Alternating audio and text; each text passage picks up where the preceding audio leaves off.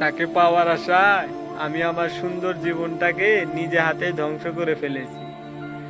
এখন আমি ইচ্ছা করলেও সেই জীবনটাকে আর ফিরে পেতে পারবো না। সেই সময় তাকে পাওয়ার জন্য আমি কোনো কিছু ভাবিনি।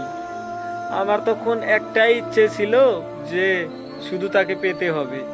তার জন্য আমি নিজের বাবা মার কথাও একটিবার ভাবিনি। তাকে নিয়ে আমি আমার বাবা মার সাথে দিনরাত লড়াই করেছি।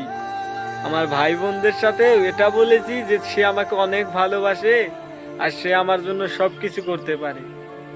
কিন্তু যখন তোমার লড়াই করার পালা এলো তখন তুমি হায়ের মানে গেলে আর আমাকে ভুলে গেলে। এখন সেই মানুষগুলোই আমাকে বলে যে তোর এতটা ভালোবাসার মানুষটা কোথায় গেল।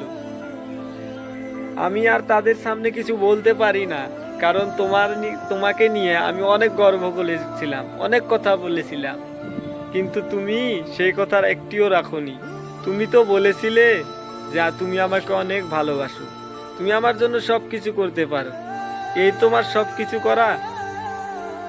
হয়তো তুমি আমার ভালোবাসাটাকে বুঝতে পারোনি, কিন্তু যেদিন হয়তো বুঝতে পারবে সেদিন হয়তো আমি আর এই দুনিয়াতেই থাকবো না। তবুও তোমার জন্য আমি বরদুয়া দেব না। তুমি সুখে থাকো, তুমি যেখানে থাকো ভালো থেকো। আমার লাইফটা ধ্বংস হলেও আমি কখনোই এটা চাইবো না যে তোমার লাইফটা ধ্বংস হয়ে যায়। তুমি যেখানে থাকো, যার সাথে থাকো, তুমি সুখে থাকো।